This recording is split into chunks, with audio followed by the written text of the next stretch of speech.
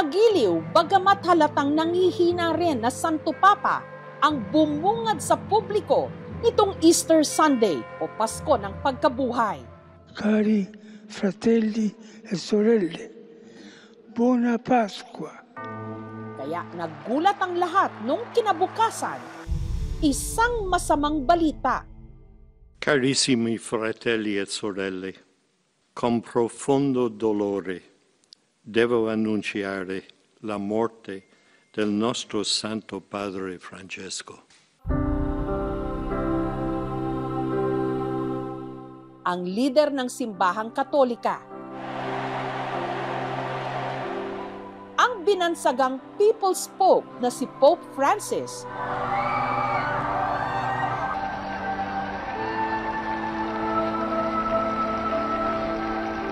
sa edad na 88 anyos.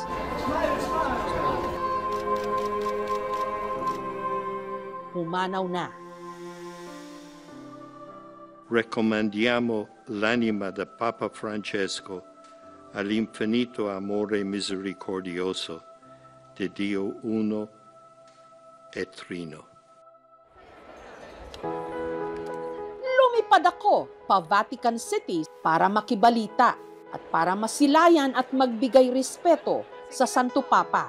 Sa huling pagkakataon, ang mga labi ni Pope Francis nakalagak dito sa St. Peter's Basilica. Kiramay po kami sa inyo sa pagpanaw po ni Pope Francis. Alam ko malapit na malapit kayo sa kanya eh. Oo, nang salat. Maraming salamat. Talagang minahal ni Pope ang mga Pilipino. Ang tawag ko ng mga maraming Pilipino sa kanya, Lolo Kiko. Alam niya na Lolo Kiko ang tawag sa kanya na marami. Ang saya niya. Pag nakakita siya ng mga Pilipino na tinatawag siyang Lolo Kiko, talagang sobrang saya niya. Malapit sa kanyang mga Pilipino, ano ho? Hindi lang dahil sa alam niya na mga Pilipino ay tunay na nanampalataya, dahil din sa lifestyle natin na kung saan tayo ay madali ding maging kaibigan ng lahat at dahil sa ating pagmamahal sa kapwa, pagmamahal sa Diyos. Pwede bang ikwento nyo sa amin just how closely you worked with Pope Francis? Pag may mga bibisitahin ako, mga places kung saan yung mga mission ng congregation namin, dumadaan muna ako sa kanya at naghihingi ng blessing. At ang pinakamaganda pong relationship namin ay yung pagiging parang kaibigan lang talaga. Hindi po yung parang head or leader na kung saan yung leader ang nagkukumad. Nakikipag-usap po siya at gusto niyang malaman lalong-lalo na yung mga paghihirap namin as missionaries. So hindi siya yung parang Santo Papa na napakataas, hindi maabot, hindi ho siya ganon? Hindi po, talagang ang pinadama niya po sa lalong-lalo na sa akin, yung magulang na ginagabayan niya yung kanyang mga anak hanggat po nga sa huling minuto ng kanyang buhay ay inoffer niya pa para sa atin. Yung huling public appearance niya, nag-tour pa siya sa St. Peter's Square. Oo, pinakita niya talaga na sa sufferings, hindi dapat tumigil ang isang tao. I can only reiterate the importance and above all, the richness and the beauty of family life.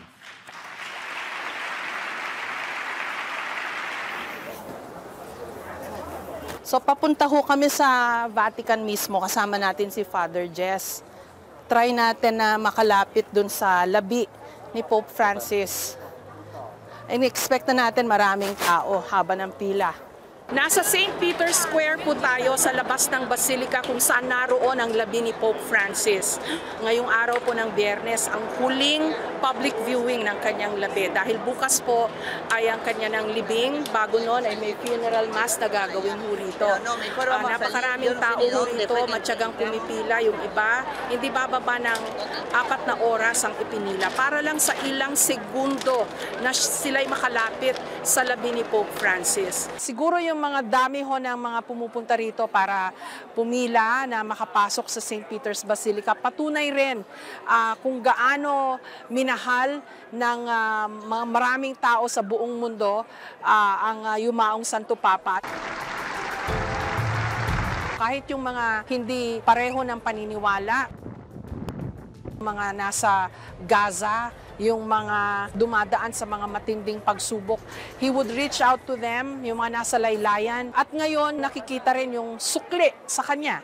Dahil ang dami hong pumupunta rito from all over the world, across all generations narito.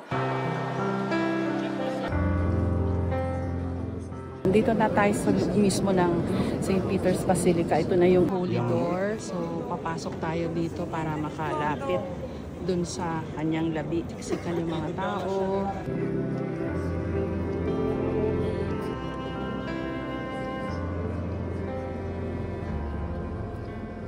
Rights, minodify niya. Kaya't napakasimple na lang yung lahat na ginagawa sa celebration ngayon. Si Pope John Paul II po, naalala ko, naka-elevate siya. Oo. Nakapatong dun sa kabaong medyo mataas yung pwesto. Kasi yun yung part ng rights for the funeral of the popes. Pero si Pope Francis, Pinili niya itong napakasimple kasi gusto niya yung parang funeral lang ng simpleng Kristiyano.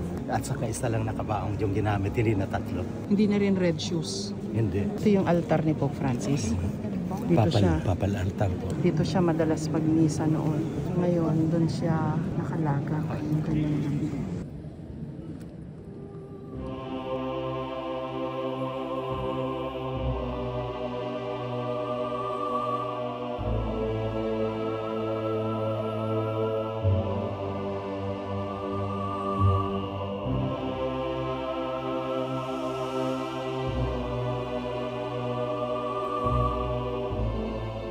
Katatapos ko lang hong makita yung labi ni Pope Francis. Yung expression niya, peaceful naman. So, nakaka-relieve din na to see yung facial expression niya na parang he was at peace. Hindi siya nahirapan. Kalalabas ko lang po ng St. Peter's Basilica. Nakalapit po tayo ng ilang segundo dun sa yung pinaka-close na pwesto. So ako, nagsabi na lang po ako ng thank you Pope Francis for everything. Habang papalapit doon sa labi mismo ni Pope Francis, madarama mo talaga yung katahimikan. Nakakatuwa rin na makita may mga younger generations at nanggaling sa iba't ibang mga lugar ng mundo. Ilang oras ka pumila? I think an hour po. Ah, talaga? O anong masasabi mo sa experience mo? Well, it was very touching naman po siya. At the same time po, parang it's a chance din po para sa para magdasal po. What is it about Pope Francis na gustong-gusto mo? Ang humble niya po as a person. That's what I like about him po. Kasi nakita mo yung labi ni Pope Francis, ano reaction mo? Ano masasabi? Nakakakilaw. Bakit? Talagang ramdam mo yung ano niya sa yung spiritual niya. Ilang oras ka pumila? Swerte po ako, nakapila po ako ng mga kulang-kulang po 2 oras. Maikli na yun. No? Maikli na Kasi po 4 yun. na Kasi oras. 4 oras, 5 oras. Anong gusto mo kay Pope Francis? Yung humanity niya, yung kanyang pagiging mababang loob. O ito, may mga kababayan tayo. Uy, ang dami nila, oh! Yes po. Nagpila rin ho kayo kay Pope Francis. Anong reaction mo nung nakalapit ka sa nakita ano? ko po, kinalibutan po ako. Napaka-bless po namin. Andito kami sa Rome.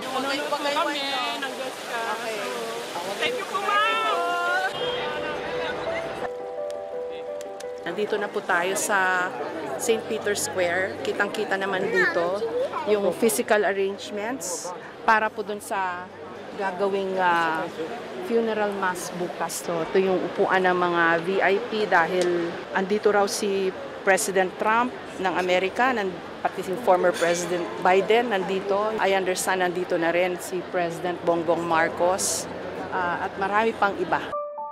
Si Pope Francis o si Jorge Mario Bergoglio na mula Argentina, kilalang namuhay ng simple.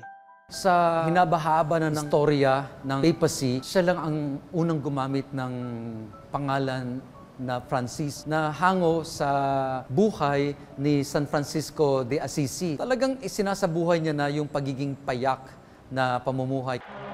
Kasi nung unang mga panahon, yung mga Santo Papa ay nakakapaya ng pula, tapos talagang full regalia. Pero ang Santo Papa nang bumungad sa balcony ng St. Peter's, white, very simple talaga siya. Ang mga Santo Papa ay nakatira talaga sila sa palasyo ng Vatican. Pero si Pope Francis ay ginusto niya na manirahan sa isang maliit na apartment sa likod ng Vatican. Ang tawag natin ay Santa Marta. Namatay siya na meron lang less than $100. Imagine, ang isang makapangyarihan na leader ng simbahan namatay ng, ito lang yung pera niya. 340,000 euros na sweldo kada taon ng mga Santo Papa. Hindi niya raw po ito tinanggap. Ang 344,000 euro ay talagang hindi niya tinanggap. His Holiness Pope Francis. Pero higit sa lahat, tumatak siya sa kanyang puso na para sa mga mahihirap. Ipinakita niya ito hindi lang sa gawa, sa kanyang pananalita, sa isinabuhay niya ito eh. Every life is sacred. Lagi niyang ipinapaalala saan mang parte ng mundo na dapat tulungan ang mga mahihirap, yung mga nasa laylayan ng ating lipunan. Isa sa mga una niyang proyekto, magpagawa ng palikuran, paliguan para sa mga homeless dito sa Rome. Sa tabi po nitong mga napakatatayog na mga column na napakagagara, napakagrandyoso, akalain niyo ho, nagpatayo siya rito ng mga CR at paliguan para sa mga homeless dito sa Vatican. Para bang inilapit niya yung simbahan sa kanila at binigyan ng konting kalinga. At alam niyo ho ba, dun sa loob ng men's CR na yan, merong maliit na oven na nagbe-bake ng tinapay para may makain din po yung mga homeless. He really was a pope who thought of the poor. Perhaps siya lang po ang Santo Papang gumawa nito. Isa siyang liberal sa napakaraming mga pagkakataon, katulad ng mga nasa LGBTQ. Hindi niya ito tinataboy. Sa halip ay binibigyan niya ito ng isang panibagong pananaw na hindi kayo nire-reject ng simbahan. Mga tunay na anak kayo ng Diyos. Very controversial at very inclusive. Tutol sa giyera, sa nangyayari sa Ukraine, mas lalong-lalo na sa Gaza. Why are deadly weapons being sold to those who plan to inflict untold suffering on individuals and society? At yung pakikipag-ugnayan niya din sa mga Muslim at magiging inclusive tayo, ang tawag natin sa kanila ay mga neighbor religions.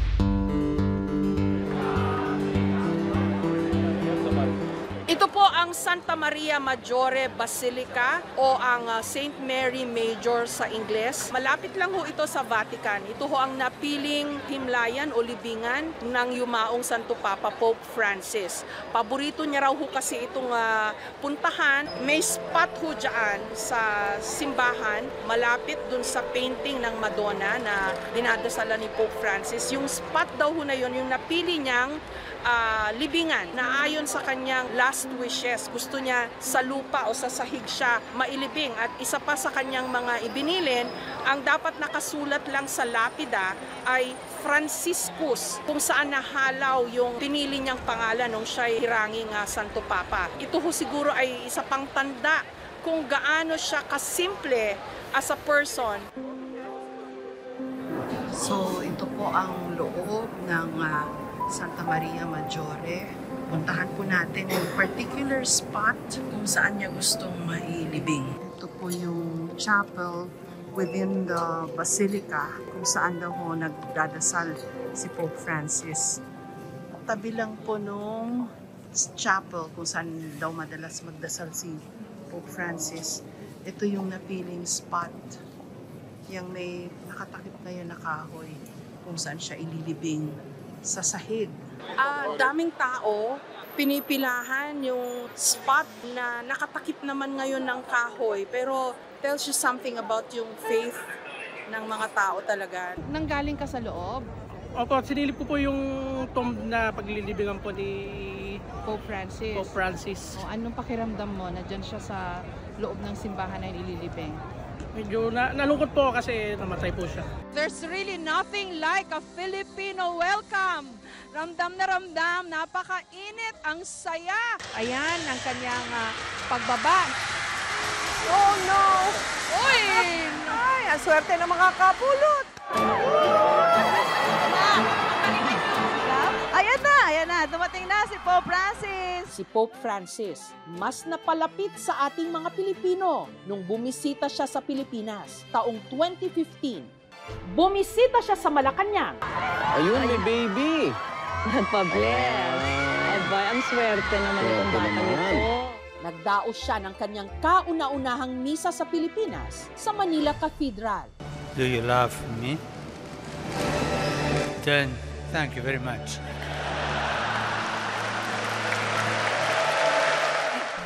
Isa sa mga mapalad na nagkaroon ng close encounter sa kanya ang pamilya ni Remy. Hindi makapaniwala na andun kami in front of us ay kasama namin si Pope. Kami ang pamilya Dizon. May mga panoong nagkakaroon kami ng hindi pagkakaunawaan. Ngunit ang mga pinagdaanan namin ang siyang nagturo sa amin na maging isang Kristiyanong pamilya. Ang kanyang inang si Kika may iniregalo pa para kay Pope Francis na isang skull cap. Si nanay ko yung nag-abot kay Pope. Tapos sinuot niya, medyo maluwag. Binalik niya kay nanay yung skull cap. Ang souvenir mula sa Santo Papa, nakatago ngayon sa kanilang simbahan. Memorabilia na namin siya dito sa Holy Cross Parish. Ay, dito na namin siya pinwesto. Nakatanggap din daw sila ng rosaryo mula sa Santo Papa. Ang kanyang nanay Kika, yumaon ito lang nakaraang buwan at ito raw ang ipinabaon nila sa kanyang libingan. Para lagi pa rin niyang kasama si Pope Francis. Sina Remy, napili raw noong makalapit kay Pope Francis dahil sa pagkupkup noon ng kanyang nanay Kika sa mga seminarista sa kanilang lugar. Isa sa mga pinatuloy nila rito, walang iba kundi si Cardinal Luis Antonio Tagle na isa sa pinakamalapit kay Pope Francis. Time na yon, dito namin sila pinapatuloy sa kwartong to. Ito yung isa sa memorabilia namin with Cardinal Tagle. Andito siya, ito nung seminarista pa lang siya, bata pa. Pero isa sa pangunahing misyon ni Pope Francis ang makamusta at madamayan ang mga biktima ng super bagyong Yolanda sa Tacloban. Touchdown! Ito na ang Santo Papa.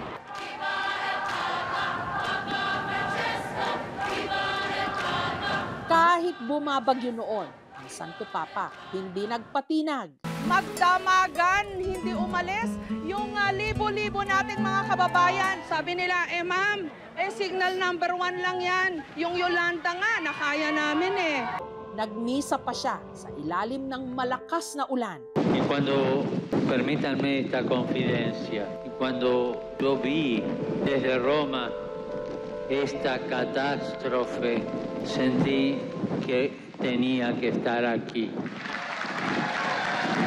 para estar con ustedes.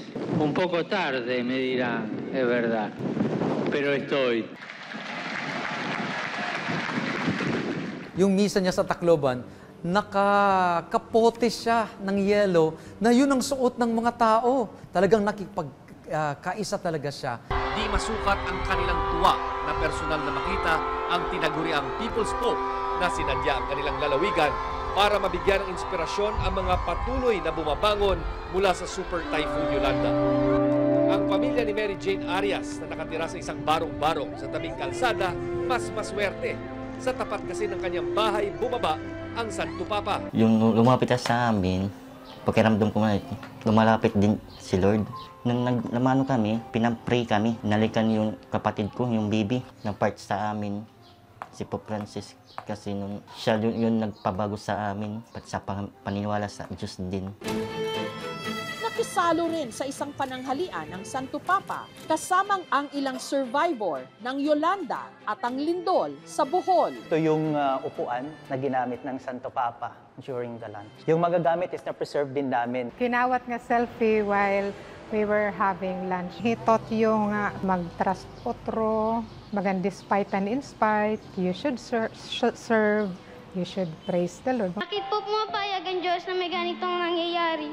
Hindi naman napigilan na bumuhos ang emosyon nung nakausap ni Pope Francis ang mga batang kalye na sina June at Glyzel sa Encounter with the Youth na ginanap sa UST o sa University of Santo Tomas. Marami na po ang mga batang pinabayaan ng kanilang mga magulang.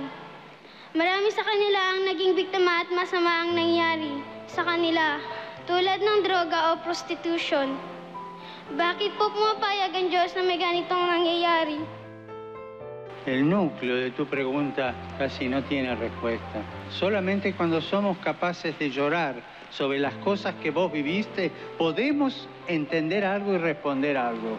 Ako po ay nagpalaboy-laboy sa kalye. Hindi ko na po alam kung saan ako tutuloy. Natutulog lang po ako sa tabing kalye. Hindi ko na rin po alam kung ano ang aking kakainin sa bawat araw. Si June, 23 anyos na ngayon. Mahirap na po talaga kami. Yung tatay ko, barker lang po. Gawa rin po ng yung pinagbabawal nga po na gamot. Kaya po siya nakulong. So lumayos po ako noon. Tumira po ako sa kalye for almost 1 year. Namamalimos ako, nangangalakal. Nagawa ko na rin magnakaw. Napunta ako dito sa Tuloy ng Kabataan kasi meron pong mga street educator. Hanggang nabigyan na nga ng pambihirang pagkakataon na makausap ang Santo Papa.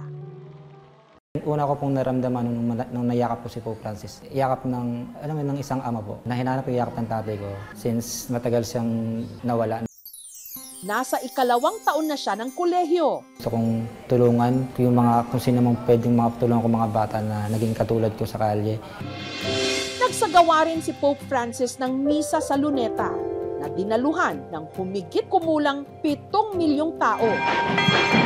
Pope Francis! Ito raw ang itinuturing na largest papal crowd sa kasaysayan. In the name of the Father, and the Son, and the Holy Spirit. It's a special joy to me to celebrate Santo Niño Sunday with you.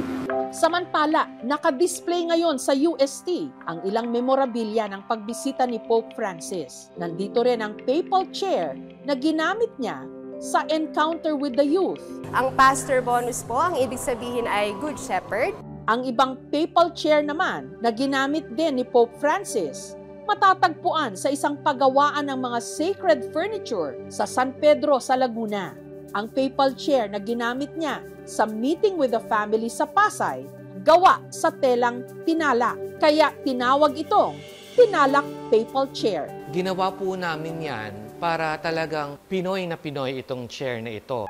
At ang pinakamahalaga raw sa lahat, ang ginamit ng Santo Papa sa makasaysayang misa sa Maynila, ang aktwal na Luneta Papal Chair. Pumispesyal yan. Kasi hindi man ako makalapit kay Pope, yung ginawa ko, uupuan niya. Malaking blessing po sa akin yun. Masyadong importante sa amin to, masyadong significant. Lalo na ngayon na wala na si Pope Francis. Pebrero nitong taon, nung nagsimulang bumagsak ang kalusugan ni Pope Francis. Pumunta pa siya sa St. Peter's Square para sa Easter Sunday blessing. Cari fratelli e sorelle, buona Pasqua.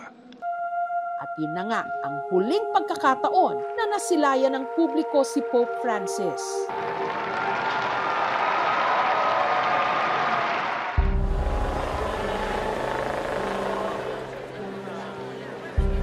Araw po ng Sabado, umaga dito sa Rome. Papasok na ho kami ng Vatican.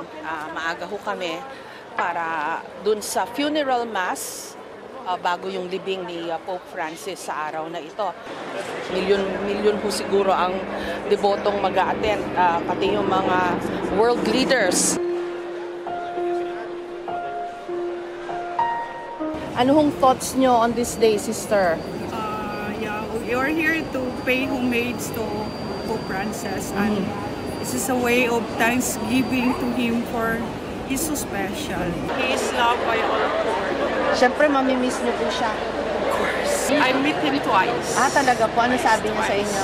Sabi niya, we have to disseminate and remain simple, and the church needs a simple preacher. Bago po mag 9:30 dito sa harapan ng St. Peter's Square ay nagsimula ang rosaryo prior to the funeral mass. Sa mga sandali pong ito, rush ng mga tao na naghahabol para makahanap ng pwesto para maka-attend din sa misa. Saan po kayo nanggaling, ma'am? London. Galing kaming London. Ang layo ng pinanggalingan nyo. Well, it's very hard moving. It's 10:03, dito pa rin po sa St. Peter's Square. And mukhang in place na po yung mga VIP doon sa harapan. Sa harapan nandun yung mga cardinal at yung mga obispo. And yung mga deboto naman na narito, nandito lahat sa St. Peter's Square. Nagsisimula pong magpalakpakan to signal siguro yung start po ng funeral mass.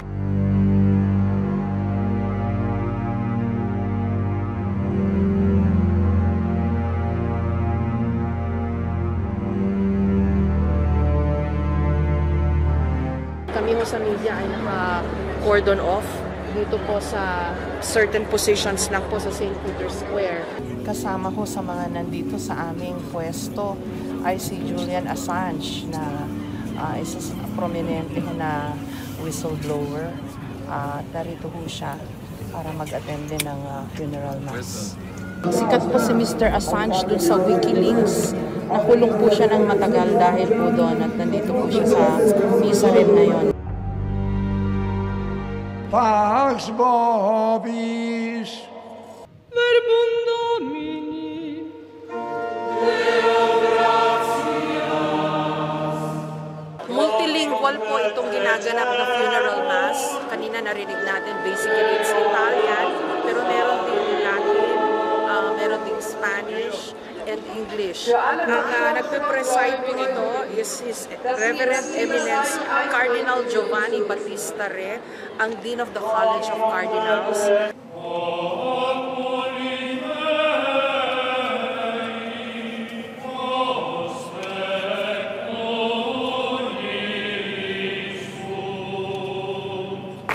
Pinapalakpakan si Pope Francis ng mga nandito sa harapan ng St. Peter's Basilica. Final applause for him for everything that he's done. Pasasalamat din sa mga nagawa niya para sa simbahan.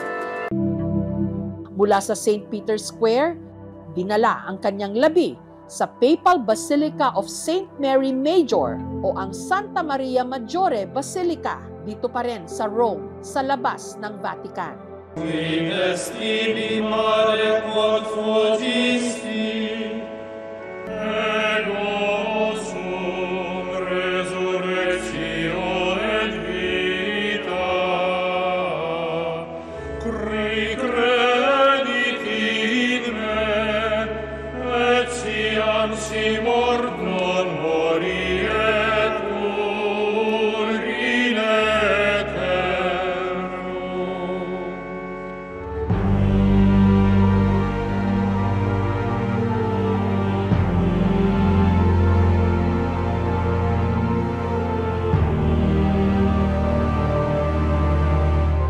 Binago niya ang mukha ng simbahan sa pamamagitan ng pagbabalik nito sa karukaan ni Kristo. Ang sabi niya, kung hindi dukha ang simbahan, hindi yan ang simbahan.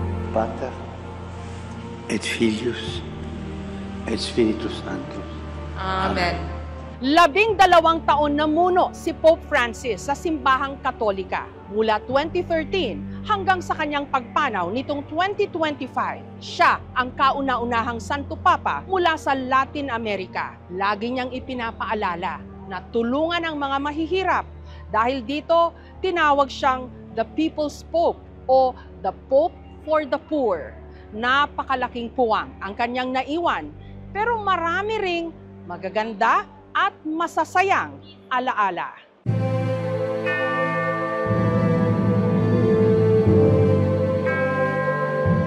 Habemus Papa.